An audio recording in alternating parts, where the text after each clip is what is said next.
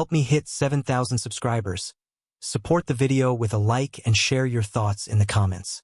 I read everyone. Thank you. I didn't panic when my wife didn't come home that night. Not at first. Life happens. Delays happen. People fall asleep at friends' places.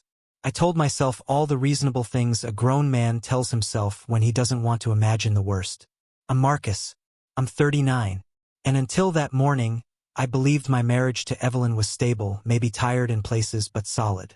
13 years together teaches you how to rationalize silence. Evelyn had texted around 9:40 p.m., saying she was staying late to help a coworker prepare for a presentation. She added a little smiley face at the end, the kind she used when she didn't want me to worry. I replied with a thumbs up and went back to watching a game I barely cared about. Midnight came and went. No follow-up text. By 1:30 a.m., I noticed the quiet. The house feels different when you're waiting for someone. The air gets heavier. Every small sound feels louder. Still, I went to bed telling myself I'd hear her keys in the door any minute. I woke up alone. Her side of the bed was untouched. No phone charger plugged in. No purse on the chair. That's when the unease settled in. Not fear. Not anger. Just a slow, sinking awareness that something wasn't right. I checked my phone. No missed calls. No messages. Just one new text that had come in at 6:18 a.m. It was from Evelyn. Before I tell you what it said, if you've ever trusted someone completely and later questioned that trust, tap the like button so this story can reach others who've been there too. The message was short. Too short for what it carried. We need to talk later. I stayed at a friend's. Please don't make this harder than it already is. No, I'm sorry. No explanation. Just distance wrapped in politeness. I stared at the screen longer than I want to admit. My first thought wasn't cheating. It was guilt. I wondered what I'd done. Missed. Failed to notice. That's how these things work. The person left behind always audits themselves first. I replied, "Okay, call me when you can." She didn't. The hours crawled. I went to work but didn't do much. I replayed the last few months in my head. The late dinners. The phone always face down. The way she'd smile at messages and then lock the screen when I walked into the room. I remembered asking once, lightly, "Everything good?" And her answering, "Why wouldn't it be?" Like the question itself was an accusation. At this point in the story, tell me in the comments. Do you think silence is more damaging than arguments in a marriage?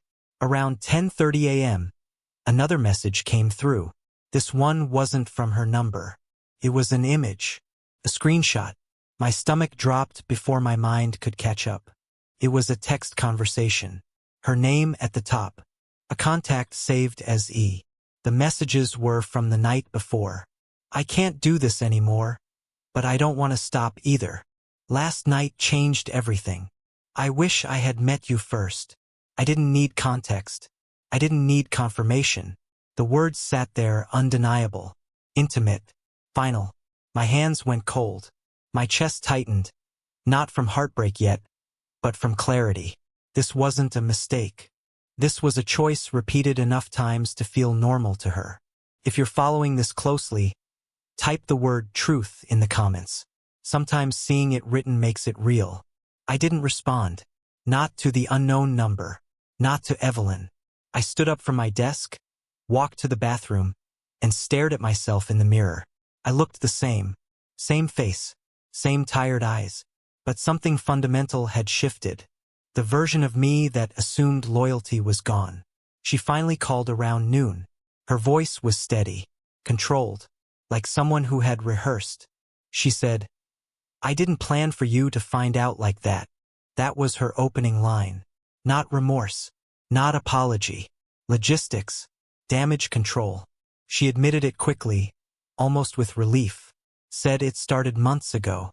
Said she didn't mean for it to go this far. Said she felt seen again. I listened without interrupting. Every sentence she spoke confirmed what the messages already told me. This wasn't confusion. This was a parallel life.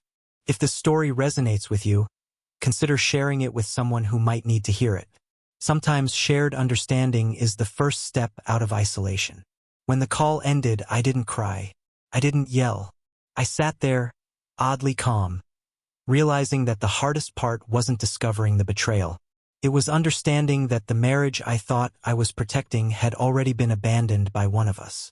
That morning didn't break me, clarified me.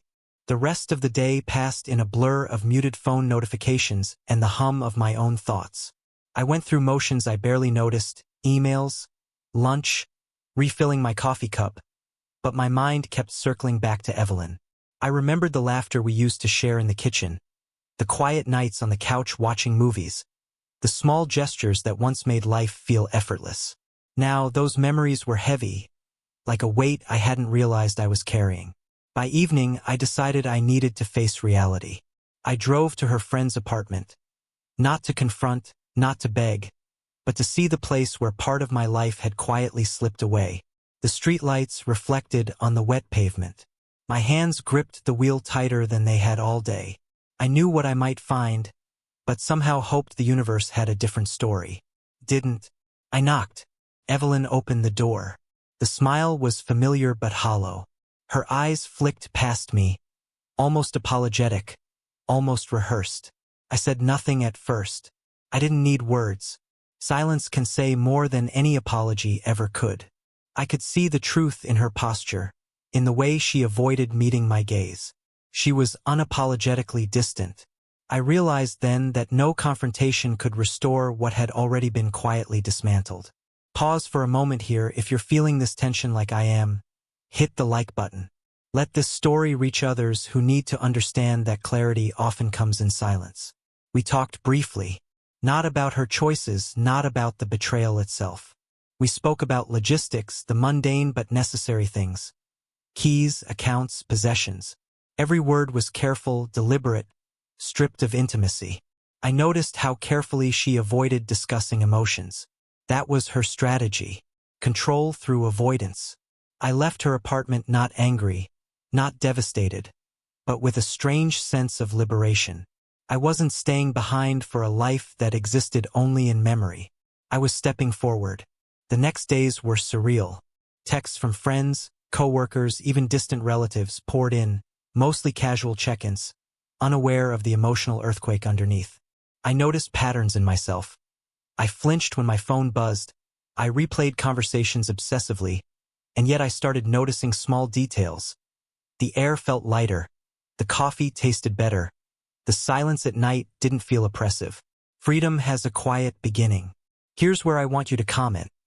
What would you do if you found out your partner had been living a parallel life? Share your thoughts below. I took long walks to clear my head. Each step was deliberate, each breath grounding me.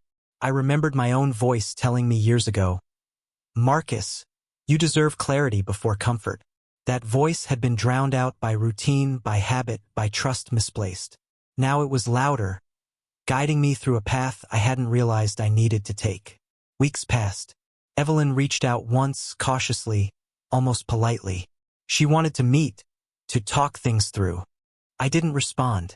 Not out of spite, not out of cruelty, but because some discussions are pointless when the outcome is already written. Her choices had been made. My next steps would be mine alone. If you've ever been in a situation where someone else's choices forced clarity upon you, consider sharing this story with someone who might need courage to step forward. Sharing isn't just about telling, it's about connection. One afternoon, sitting with a cup of tea, I reflected on everything that had happened.